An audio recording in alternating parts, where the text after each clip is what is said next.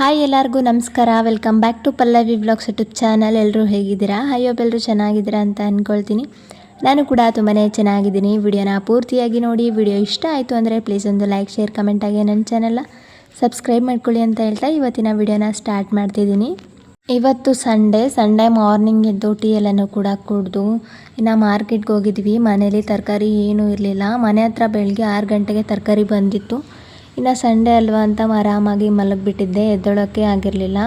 ನನ್ನ ಹಸ್ಬೆಂಡ್ ಇರಲಿ ಬಿಡು ಮಲ್ಕೋ, ನಾವೇ ಮಾರ್ಕೆಟ್ಗೆ ಹೋಗಿ ತೊಗೊಂಡು ಬಂದ್ರಾಯ್ತು ಅಂತ ಹೇಳಿ ಇನ್ನು ಬೆಳಗ್ಗೆ ಎದ್ದು ಟೀ ಎಲ್ಲನೂ ಕೂಡ ಕುಡಿದು ಮಾರ್ಕೆಟ್ಗೆ ಹೋಗಿ ತರಕಾರಿ ಎಲ್ಲನೂ ಕೂಡ ತೊಗೊಂಡು ಬಂದ್ವಿ. ಇವಾಗ ಅದನ್ನು ಕ್ಲೀನ್ ಮಾಡ್ಕೋಬೇಕು ಅಲ್ವಾ, ಅದಕ್ಕೇ ಒಂದು ಪುಟ್ಟಿಯಲ್ಲಿ ನೀರನ್ನ ತೊಗೊಂಡಿದ್ದೀನಿ. ಅದಕ್ಕೆ ಎಲ್ಲ ತರಕಾರಿನೂ ಕೂಡ ಹಾಕ್ತಾಯಿದ್ದೀನಿ. ಮೆಣಸಿನ್ಕಾಯಿ ಮಾತ್ರ ಹಾಕ್ತಿಲ್ಲ. ಮೆಣಸಿನ್ಕಾಯಿ ಮಾತ್ರನೇ ಸಪ್ರೇಟಾಗಿ ತೆಗೆದಿಟ್ಕೊಂಡಿದ್ದೀನಿ. ಹಾಗಲಕಾಯಿ, ಮೂಲಂಗಿ, ಬದನೆಕಾಯಿ, ತುಪ್ರೆಕಾಯಿ, ಕ್ಯಾರೆಟ್, ಬೀಟ್ರೂಟ್ ಎಲ್ಲನೂ ಕೂಡ ಹಾಕಿ ಇದಕ್ಕೇನೆ ಒಂದು ಸ್ವಲ್ಪ ಉಪ್ಪನ್ನು ಹಾಕ್ಕೊಂಡು ಚೆನ್ನಾಗಿ ಇದನ್ನು ತೊಳ್ಕೊತಿದ್ದೀನಿ. ಈ ರೀತಿ ನಾವು ಮೊದಲಿಗೆ ತೊಳೆದು ಇಟ್ಟರೆ ಅಡುಗೆ ಮಾಡಬೇಕಾದ್ರೆ ಈಸಿ ಆಗುತ್ತೆ. ಆವಾಗ ತೊಳೆಯೋ ಟೆನ್ಷನ್ ಇರಲ್ಲ. ಆವಾಗ ತೊಳೆದು ಆವಾಗಲೇ ಕಟ್ ಮಾಡಬೇಕು ಅಂದರೆ ಚಾಕುಯಿಂದ ಕಟ್ ಮಾಡಬೇಕಾದ್ರೆ ಕೈ ಕೂಡ ಜರಿತಾ ಇರುತ್ತೆ ಅಲ್ವಾ. ಈ ರೀತಿಯೇ ಕ್ಲೀನ್ ಮಾಡಿಕೊಂಡು ಫ್ರಿಜ್ಜಲ್ಲಿ ಸ್ಟೋರ್ ಮಾಡ್ಕೊಂಡ್ಬಿಟ್ರೆ ಅಡುಗೆ ಮಾಡಬೇಕಾದ್ರೆ ಈಸಿ ಆಗುತ್ತೆ ಅಂತ ಈ ರೀತಿ ಮಾಡ್ಕೊತಿದ್ದೀನಿ. ನಾರ್ಮಲಾಗಿ ಅಡುಗೆ ಮಾಡಬೇಕಾದ್ರೆ ತೊಳೆದು ಅದು ಒರೆಸಿ ಎಲ್ಲನೂ ಕೂಡ ಡಬಲ್ ಕೆಲಸ ಆಗಬಾರ್ದು. ಒಂದೇ ಸಲ ತೊಳೆದು ಫ್ರಿಜ್ಜಲ್ಲೇ ಸ್ಟೋರ್ ಮಾಡ್ಕೊಂಡ್ಬಿಟ್ರೆ ಆಯಿತು ಅಂತ ಈ ರೀತಿ ಮಾಡ್ಕೊಂಡಿದ್ದೀನಿ. ಉಪ್ಪು ಹಾಕಿ ಒಂದು 5 ನಿಮಿಷ ಬಿಟ್ಟು ಆಮೇಲೆ ಎಲ್ಲ ತರಕಾರಿಗಳನ್ನು ಕೂಡ ಈ ರೀತಿ ತೊಳಿತಾ ಇದ್ದೀನಿ. ನೋಡ್ತಾ ಇರ್ಬೋದು ಎಷ್ಟು ಮಣ್ಣಿದೆ ಅಂತ. ಫಸ್ಟಿಗೆ ತರಕಾರಿ ಎಲ್ಲನೂ ಕೂಡ ತೊಳೆದು ಆಮೇಲೆ ಕರಿಬೇವು, ಪುದೀನ ಎಲ್ಲನೂ ಕೂಡ ಇರುತ್ತೆ ಅಲ್ವಾ, ಅದನ್ನು ತೊಳೆಯೋಣ ಅಂದ್ಕೊಂಡು ಫಸ್ಟಿಗೆ ಇದನ್ನು ತೊಳಿತಾ ಇದ್ದೀನಿ.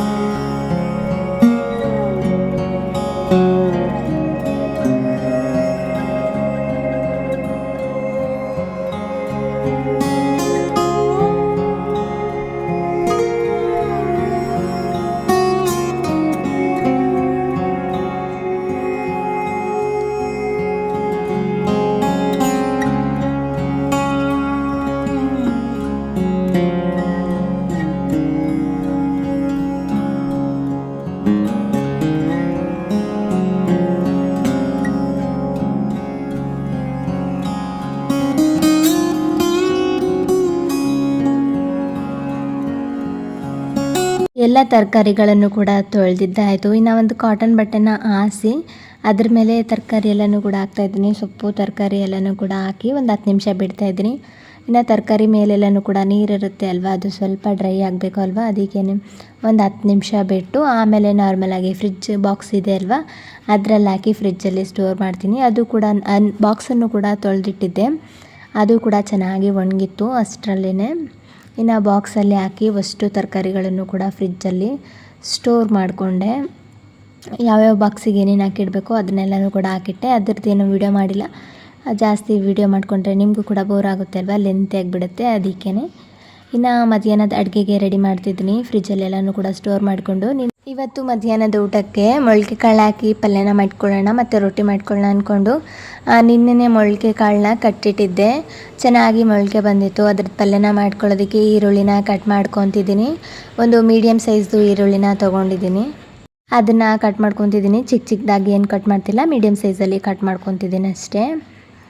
ಇನ್ನು ಇದಕ್ಕೆ ಒಂದು ಟೊಮೆಟೊ ಬೇಕು, ಚಿಕ್ಕದು ಟೊಮೆಟೊ ಆಪ್ಷನಲ್, ಹಾಕಿದರೂ ಕೂಡ ನಡೆಯುತ್ತೆ, ಹಾಕಿಲ್ಲ ಅಂದರೂ ಕೂಡ ನಡೆಯುತ್ತೆ.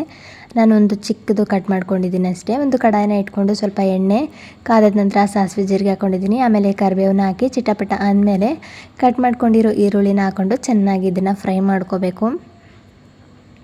ಈರುಳ್ಳಿ ಸ್ವಲ್ಪ ಚೆನ್ನಾಗಿ ಫ್ರೈ ಆದಮೇಲೆ ಬೆಳ್ಳುಳ್ಳಿನ ಕ್ರಷ್ ಮಾಡಿ ಹಾಕ್ತಾಯಿದ್ದೀನಿ. ಹಾಗೆ ಸ್ವಲ್ಪ ಹಸಿ ಖಾರನ ಹಾಕ್ತಾಯಿದ್ದೀನಿ. ಹಸಿಮೆಣಸಿನ್ಕಾಯಿ ಪೇಸ್ಟ್ನ ಹಾಕಿ ಇದನ್ನು ಚೆನ್ನಾಗಿ ಮಿಕ್ಸ್ ಮಾಡ್ಕೋಬೇಕು. ಒಂದು ಸಲ ಇದು ಚೆನ್ನಾಗಿ ಮಿಕ್ಸ್ ಆದಮೇಲೆ ಫ್ರೈ ಮಾಡಿಕೊಂಡು ಆಮೇಲೆ ಒಂದು ಚಿಕ್ಕ ಈರುಳ್ಳಿನ ಕಟ್ ಮಾಡಿಕೊಂಡು ಸೇರಿಸ್ಕೊತಿದ್ದೀನಿ. ಹಾಗೆಯೇ ಟೊಮೆಟೊನ ಹಾಕ್ಕೊಂಡು ಚೆನ್ನಾಗಿ ಇದನ್ನು ಮಿಕ್ಸ್ ಮಾಡ್ಕೊತಿದ್ದೀನಿ ಒಂದು ಸಲ. ಆಮೇಲೆ ಮೊಳಕೆ ಕಾಳನ್ನ ಕಟ್ಟಿಟ್ಟಿರ್ತೀವಲ್ವ, ಆ ಮೊಳಕೆ ಕಾಳನ್ನ ಹಾಕ್ತಾಯಿದ್ದೀನಿ. ನೋಡುತ್ತಾ ಇರ್ಬೋದು, ಮೊಳಕೆ ಕಾಳಂತೂ ತುಂಬ ಚೆನ್ನಾಗಿ ಮೊಳಕೆ ಬಂದಿತ್ತು ಈ ಸಲ. ಅದಕ್ಕೇ ಸ್ವಲ್ಪ ರುಚಿಗೆ ತಕ್ಕಷ್ಟು ಉಪ್ಪು, ಅರಿಶಿನ ಪುಡಿ ಹಾಕಿ ಚೆನ್ನಾಗಿ ಮಿಕ್ಸ್ ಮಾಡ್ಕೊತಿದ್ದೀನಿ. ಈಸಿಯಾಗಿ ಒಂದು 2-3 ನಿಮಿಷದಲ್ಲಿ ಈ ಪಲ್ಯನ ಮಾಡ್ಕೊಂಡ್ಬಿಡ್ಬೋದು. ಜಾಸ್ತಿ ಟೈಮ್ ಏನೂ ಹಿಡಿಯೋಲ್ಲ. ಒಗ್ಗರಣೆ ಹಾಕಲಿಕ್ಕೆ ಕುದಿಲಿಕ್ಕೆ ಒಂದು 2-3 ನಿಮಿಷ ಟೈಮ್ ಹಿಡಿಯುತ್ತೆ ಅಷ್ಟೇ. ಇನ್ನು ಸ್ವಲ್ಪ ನೀರನ್ನು ಹಾಕಿ ಒಂದು ಲಿಡ್ಡನ್ನು ಕ್ಲೋಸ್ ಮಾಡಿ ಒಂದು 2-3 ನಿಮಿಷ ಕಾಳು ಬೇಯೋ ತನಕ ಚೆನ್ನಾಗಿ ಇದನ್ನು ಕುದಿಸ್ಕೊಂಡ್ರೆ ಆಯಿತು. ಮೊಳಕೆ ಕಾಳು ಪಲ್ಯ ರೆಡಿ ಆಗುತ್ತೆ. ಇನ್ನು ಸೈಡಲ್ಲಿ ಟೊಮೆಟೊ ಸಾರನ್ನು ಕೂಡ ಮಾಡಲಿಕ್ಕೆ ಇಟ್ಕೊಂಡು ಕ್ಯಾರೆಟ್ ಬೀಟ್ರೂಟ್ದು ಕ್ಯೂಬ್ಸ್ ಖಾಲಿ ಆಗಿತ್ತು, ಅದನ್ನು ಮಾಡ್ಕೊಳ್ಳೋಣ ಅಂದ್ಕೊಂಡು ಈ ಕಡೆ ಕ್ಯಾರೆಟ್ ಮತ್ತು ಬೀಟ್ರೂಟ್ನ ಕಟ್ ಮಾಡ್ಕೊತಿದ್ದೀನಿ. ಇದ್ರ ಕಂಪ್ಲೀಟ್ ರೆಸಿಪಿ ಏನೂ ಶೇರ್ ಮಾಡ್ತಿಲ್ಲ, ಆಲ್ರೆಡಿ ಒಂದು ವೀಡಿಯೋದಲ್ಲಿ ಶೇರ್ ಮಾಡಿದ್ದೀನಿ. ಆ ವಿಡಿಯೋನ ನೀವು ಚೆಕ್ ಮಾಡಿ, ಇದ್ರ ರೆಸಿಪಿ ನಿಮಗೆ ಕಂಪ್ಲೀಟಾಗಿ ಗೊತ್ತಾಗುತ್ತೆ. ಇನ್ನು ಕಟ್ ಮಾಡ್ಕೊಳ್ಳೋದಷ್ಟೇ, ನಾನು ವಿಡಿಯೋ ಮಾಡ್ಕೊಂಡಿದ್ದೀನಿ ಅಷ್ಟೇ.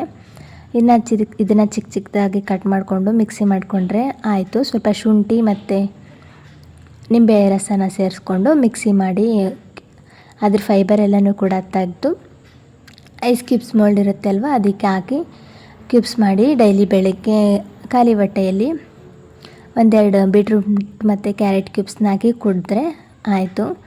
ಇನ್ನು ಈ ಕಡೆ ಅಷ್ಟೊತ್ತಿಗೆ ಕಟ್ ಮಾಡ್ಕೊಳ್ಳೋಷ್ಟೊತ್ತಿಗೆ ಪಲ್ಯ ಕೂಡ ಬೆಂದಿತ್ತು, ನೋಡ್ತಾ ಇರ್ಬೋದು. ನೀರೆಲ್ಲನೂ ಕೂಡ ಹೋಗೋ ತನಕ ಕುದಿಸ್ಕೊಂಡ್ರೆ ಸಾಕು.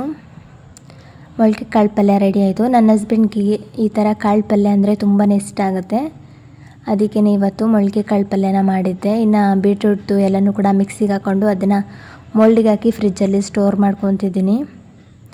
ಮೊದಲಿಗೆ ಮೊನ್ನೆ ಮೀಶೋಯಿಂದ ತರಿಸಿದ್ದೆ ಅಲ್ವ, ಆ ಮೋಲ್ಡ್ಗೆ ಹಾಕ್ಕೊಂಡೆ. ಆಮೇಲೆ ನಾರ್ಮಲಾಗಿ ಫ್ರಿಜ್ ಜೊತೆನೇ ಕೊಟ್ಟಿರ್ತಾರಲ್ವ, ಈ ಮೋಲ್ಡ್ಗೆ ಹಾಕಿ ಫ್ರಿಜ್ಜಲ್ಲಿ ಸ್ಟೋರ್ ಮಾಡಿಕೊಂಡೆ.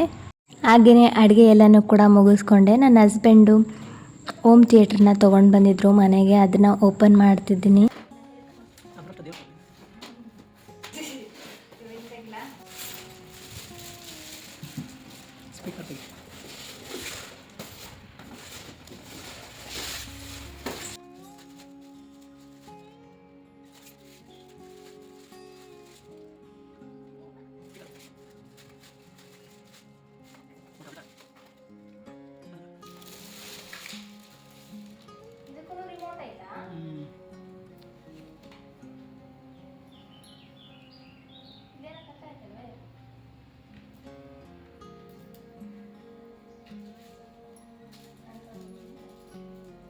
ಅದನ್ನೆಲ್ಲನೂ ಕೂಡ ಓಪನ್ ಮಾಡಿ ಕೊಟ್ಟೆ. ಏನೇ ತರಿಸಿದ್ರು ಕೂಡ ನನ್ನ ಕೈಯಿಂದನೇ ಓಪನ್ನ ಮಾಡಿಸ್ತಾರೆ. ಇದಂದರೆ ಇದೆಲ್ಲ ಎಲ್ಲದನ್ನೂ ಕೂಡ ನಾನೇ ಓಪನ್ ಮಾಡೋದು ನಮ್ಮ ಮನೇಲಿ. ಇನ್ನು ಅದನ್ನೆಲ್ಲನೂ ಕೂಡ ಸೆಟ್ ಮಾಡಿದ್ರು. ಅಷ್ಟೊತ್ತಿಗೆ ಅಡುಗೆನೂ ಕೂಡ ರೆಡಿಯಾಗಿತ್ತು ಅಲ್ವಾ, ಊಟನ ಮುಗಿಸ್ಕೊಂಡ್ವಿ. ಇನ್ನು ಮಧ್ಯಾಹ್ನದ ಊಟಕ್ಕೆ ರೊಟ್ಟಿ, ಮೊಳಕೆ ಹೆಸರು ಕಾಳಿನ ಪಲ್ಯ, ಅನ್ನ ಮತ್ತು ಟೊಮೆಟೊ ಸಾರು. ಇದ್ರ ಯಾವುದು ರೆಸಿಪಿನೂ ಕೂಡ ಶೇರ್ ಮಾಡಿಲ್ಲ, ಅಂದರೆ ಟೊಮೆಟೊ ರಸಮ್ದು ರೆಸಿಪಿ ಶೇರ್ ಮಾಡಿಲ್ಲ, ಆಲ್ರೆಡಿ ಶೇರ್ ಮಾಡಿದ್ದೀನಿ ಅಂತೇಳಿ.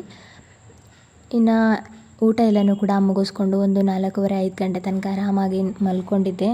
ಇನ್ನು ಆಮೇಲೆ 5 ಗಂಟೆಗೆಲ್ಲನೂ ಕೂಡ ಎದ್ದು ಕಸ ಎಲ್ಲನೂ ಕೂಡ ಬಳಿದು ಬಾಗಿಲಿಗೆ ನೀರನ್ನು ಹಾಕಿ, ಹಾಗೇ ಸ್ವಲ್ಪ ಇಲ್ಲಿ ಬೆಳಿಗ್ಗೆ ನಾನು ಬೀಟ್ರೂಟ್ ಮತ್ತು ಕ್ಯಾರೆಟ್ದು ಕ್ಯೂಬ್ಸ್ ಮಾಡಿದ್ದೆ ಅಲ್ವಾ, ಅದ್ರ ಫೈಬರ್ ಇತ್ತು, ಅದರಿಂದನೇ ಒಂದು ಫೇಸ್ ಪ್ಯಾಕ್ನ ಮಾಡ್ಕೊತಿದ್ದೀನಿ. ಏನೂ ಇಲ್ಲ, ಸಿಂಪಲ್ಲಾಗಿ ಅದ್ರ ಫೈಬರ್ನ ಹಾಕ್ಕೊಂಡಿದ್ದೀನಿ, ಸ್ವಲ್ಪ ಅಕ್ಕಿ ಹಿಟ್ಟನ್ನ ಹಾಕ್ಕೊಂಡಿದ್ದೀನಿ. ಹಾಕಿ ಚೆನ್ನಾಗಿ ಮಿಕ್ಸ್ ಮಾಡಿ ಫೇಸ್ಗೆ ಮತ್ತು ಕೈಗೆಲ್ಲನೂ ಕೂಡ ಸ್ಕ್ರಬ್ ಮಾಡಿಕೊಂಡು ಒಂದು 10 ನಿಮಿಷ ಬಿಟ್ಟು ತೊಳ್ಕೊಂಡ್ರೆ ಆಯಿತು. ಇನ್ನು ತುಂಬ ಚೆನ್ನಾಗಿ ವರ್ಕ್ ಆಗುತ್ತೆ. ಕ್ಯಾರೆಟ್ ಮತ್ತು ಬೀಟ್ರೂಟ್ದು ಪ್ಯೂರಿ ಮಾಡಿ ಸಹ ಫೇಸ್ ಪ್ಯಾಕ್ನ ಮಾಡ್ಬೋದು, ಈ ರೀತಿ ಸಹ ಮಾಡ್ಬೋದು. ನಾನು ಫೈಬರ್ ಇತ್ತಲ್ವ, ಅದಕ್ಕೆ ಈ ರೀತಿಯೇ ಮಾಡಿಕೊಂಡೆ. ಹಾಗೆಯೇ ನಾನು ಈ ವ್ಲಾಗ್ನ ಇಲ್ಲಿಗೆ ಎಂಡ್ ಮಾಡ್ತಾಯಿದ್ದೀನಿ. ಕೊನೆ ತನಕ ಯಾರೆಲ್ಲ ವಿಡಿಯೋ ನೋಡಿದ್ರಾ, thank you so much. Keep supporting. ಸಿಗ್ತೀನಿ ನೆಕ್ಸ್ಟ್ ವ್ಲಾಗಲ್ಲಿ. Thank you.